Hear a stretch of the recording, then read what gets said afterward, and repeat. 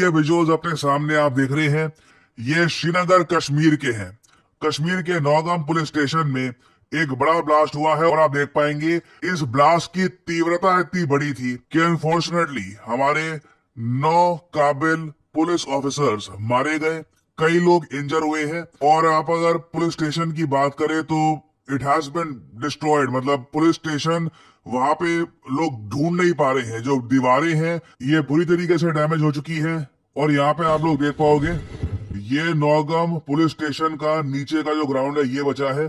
कई लोगों ने रिपोर्ट किया है कि बॉडीज दिखी उनको, हर जगह तबाही दिखी और even the ground has been completely destroyed. आप अगर व्हीकल्स की हालत देख सकते हैं, आप इससे इमेजिन कर सकते हैं कि किस लेवल की डिस्ट्रक्शन यहाँ पर हुई होगी। अब क्वेश्चन आपके माइंड में ये होगा, क्या ये एक आतंकवादी हमला हुआ है? क्या पुलिस स्टेशन में बॉम्ब ब्लास्ट किया गया है? नहीं, ये जो हुआ है ये एक एक्सीडेंटल ब्लास्ट था। और ये जो एक्सीडेंटल ब्लास्ट है ना, मुझे बोलना पड़ेगा, अनफॉर्चुनेटली हमको ये बताता है कि फरीदाबाद में जो आतंकवादी पकड़े गए थे ये किस लेवल की डिस्ट्रक्शन प्लान कर रहे थे। क्योंकि यहाँ पे हुआ क्या है कि हरियाणा के फरीदाबाद में जो ये बहुत सारे डॉक्टर पकड़े गए थे जो एक बड़ा आतंकवादी हमला प्लान कर रहे थे, इनके यहाँ से बहुत सारा अमोनियम नाइट्रेट भी बरामद किया गया, बहुत सारे केमिकल्स मिले। जैसे आप लोग जानते हैं इनका प्लान ये था कि जो रेड फोर्ट के सामने ब्लास्ट हुआ है, ऐसे 30-32 ब्लास्ट ये ऑल ओवर इंडिया करना चाहते थे। बट जो इनके केमिकल्स हैं ये हमने पहले ही पकड़ लिए,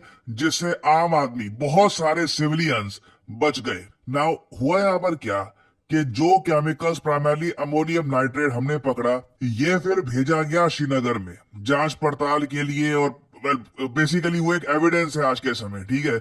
आगे जो लीगल कार्रवाई होनी थी उसके लिए वो केमिकल्स बहुत ही इंपॉर्टेंट थे। अब जो केमिकल्स जिस पुलिस स्टेशन में रखे गए ना, अचानक से वहां पर एक बड़ा ब्लास्ट होता है और फिर ये दृश्य सामने आते हैं। अब क्वेश्चन आपके माइंड में ये होगा कि क्या ये ब्लास्ट एक्सीडेंट से हुआ है या फिर किसी आतंकवादी ने ये ब्लास्ट ट्रिगर किया है। अभी तक जो डिटेल सामने आई है, लग रहा है कि परहैप्स ये एक एक्सीडेंट है। और क्वेश्चन यहाँ पर यही आता है, आज के समय जो हम एक्सप्लोसिव्स बरामद करते हैं, इनकी ट्रांसपोर्टेशन, स्टोरेज, क्या हम सेफ तरीके से कर पाते या नहीं कर पाते? क्योंकि अगर ये एक जेन्युइन एक्सीडेंट है और ये केमिकल्स बस आप कह लीजिए सही तरीके से स्टोर नहीं किए गए थे और ये ब्लास्ट हो गया, ये एक बहुत ज्यादा दुखद इंसिडेंट है। और मैं वैसे आपको ये बता दूं, अमोनियम नाइट्रेट अपने आप कब एक्सप्लोड होता है? अगर हम इतिहास में देखें तो अमोनियम नाइट्रेट के बहुत सारे एक्सप्लोजन हुए हैं और ज्यादातर ये एक्सप्लोजन होते हैं जब अमोनियम नाइट्रेट को एक ऐसी जगह में रखा जाता है जहां पर बहुत ज्यादा हीट हो और वहां पे वेंटिलेशन की बहुत ज्यादा कमी हो। अब फॉर एग्जांपल मैं आपको एक वीडियो दिखाने वाला हूं बैरूत की। बैरूत ऑफ कोर्स कैपिटल है लेबनान की। और ये ब्लास्ट हुआ था साल 2020 में। इन्होंने अपने एक स्टोरेज एरिया में बहुत सारा अमोनियम नाइट्रेट, हजारों केजी का अमोनियम नाइट्रेट स्टोर करके रखा हुआ था और अचानक से एक दिन ये ब्लास्ट हुआ।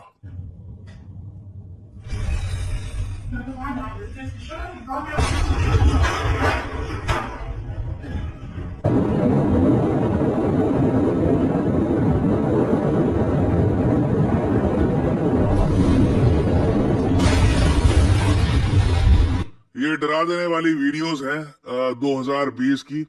और इससे आपको पता लगेगा कि अमोनियम नाइट्रेट जब एक्सप्लोड होता है तो क्या इम्पैक्ट होता है उसका। नाउ अब क्वेश्चन यहाँ पर यही आता है कि जो पुलिस स्टेशन था कश्मीर में, क्या यहाँ पे अमोनियम नाइट्रेट ऐसी जगह पे रखा गया था जहां पे कोई वेंटिलेशन ही नहीं थी, जहां पर बिल्कुल हीट बहुत ज्यादा जनरेट हो गई? क्योंकि अगर मैं बात करूं हीट की तो काफी ज्यादा गर्मी चाहिए होती है इसे, तभी जाकर अमोनियम नाइट्रेट अपने आप एक्सप्लोड होता है। नहीं तो वैसे मैं आपको बता दूं, अब आपका यहाँ पे एक सवाल ये भी आएगा, अगर ये अमोनियम नाइट्रेट इतना खतरनाक है, आप में से कुछ लोगों को याद भी आ गया होगा 2020 वाला जो ब्लास्ट था वो भी अमोनियम नाइट्रेट से ही हुआ था। उसके पहले भी अगर मैं आपको लेके जाऊं तो फ्रांस, यूएस में कई जगह ये इस टाइप के जो ब्लास्ट हैं ये हो चुके हैं अमोनियम नाइट्रेट से। तो लोग इसको फिर स्टोर करके रखते क्यों हैं जब इतना ज्यादा ये एक डेंजरस केमिकल है?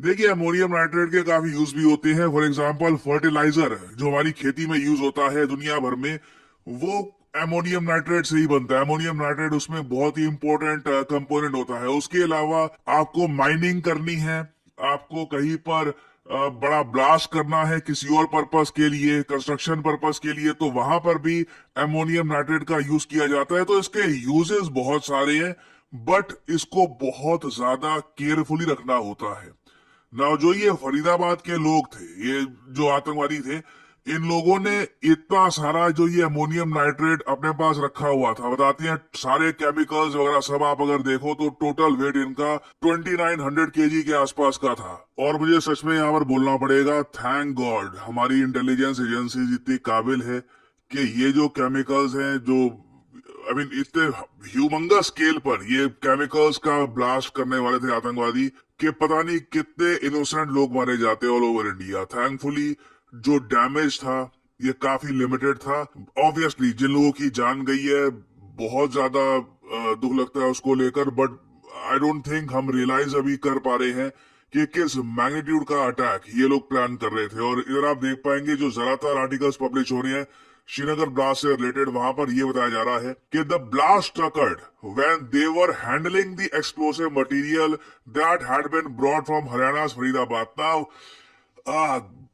ये एक बहुत बड़ी ट्रेजेडी है। सिंपली मैं यही बोलूंगा कि अमोनियम नाइट्रेट को और बाकी केमिकल्स को हम सही तरीके से हैंडल नहीं कर पाए। एटलीस्ट जो हमको आर्टिकल्स में और रिपोर्ट्स में बताया जा रहा है वो यही है कि थोड़ा हैंडलिंग का यहाँ पर इशू आ गया है। बाकी अभी इस टॉपिक पे और इन्वेस्टिगेशन होगी तो और डिटेल्स पता लगेंगे कि किस तरीके से सडनली ये ब्लास्ट हो गया। मैं ऑब्वियसली एक बात ऐड करने वाली ये भी है कि फरीदाबाद में जो केमिकल्स मिले हैं ना, वो सिर्फ अमोनियम नाइट्रेट नहीं था उसमें। ये जो आतंकवादी थे इन लोगों ने अमोनियम नाइट्रेट के साथ कुछ फ्यूल भी मिक्स कर रखा था। ये केमिकल्स का मिक्सचर था। क्योंकि आपके दिमाग में आ रहा होगा ये क्वेश्चन कि अगर अमोनियम नाइट्रेट से हम फर्टिलाइजर बनाते हैं और वेरियस और जगह काम होता है अमोनियम नाइट्रेट का, तो पहली बात तो इसको रेगुलेट करने के लिए कानून होगा। जी हाँ, 2012 में पूरे रूल्स बनाए गए थे भारत में कि किस तरीके से अमोनियम नाइट्रेट को स्टोर किया जाएगा, ये कैसे एक जगह गलत तरीके से स्टोर नहीं होना चाहिए। क्योंकि जैसे आपको पता है बाकी जगह दुनिया में अमोनियम नाइट्रेट को जब गलत तरीके से स्टोर किया गया तो बड़े ब्लास्ट हुए हैं। तो इस पर्टिकुलर केस में जो ये आतंकवादी थे इन लोगों ने डेफिनेटली अमोनियम नाइट्रेट को किसी ना किसी फ्यूल सोर्स के साथ मिक्स कर रखा था, जिससे एक्सप्लोजन होना और ज्यादा इजी हो गया। और ये लग रहा है आतंकवादियों का एक नया तरीका अटैक करने का कि अमोनियम नाइट्रेट को यूज करो। मेरा मानना यही है कि हमें इंश्योर करना होगा देश में कि अमोनियम नाइट्रेट की सप्लाई कहाँ से आ रही है, कहाँ पे इसको इलीगल तरीके से भेजा जा रहा है। इस पर क्रैकडाउन करना बहुत ज्यादा इंपॉर्टेंट है। क्योंकि मुझे याद है पुलवामा में जब हमला हुआ था उस वक्त भी आतंकवादियों ने क्या किया था, एनफो का इस्तेमाल किया था। एनफो बेसिकली होता है ammonium nitrate fuel oil. Pulwama हमले में भी इन लोगों ने एनफो और आरडीएक्स का यूज किया।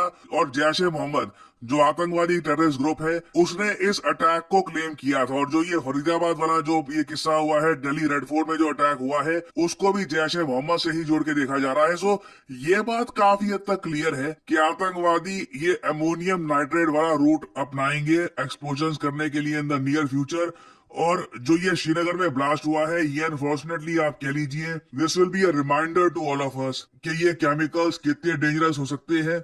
और ये इंश्योर करना कितना इंपॉर्टेंट है कि देश में कहाँ कहाँ ये केमिकल स्टोर किए जा रहे हैं और कहाँ इनकी सेल हो रही है, कौन इनको परचेज कर रहा है। तो अभी के लिए आप सब लोगों के साथ मैं यही कहूंगा, जो हमारे पुलिस ऑफिसर्स अनफॉर्चुनेटली वीरगति को प्राप्त हो गए, इट्स रियली सैड।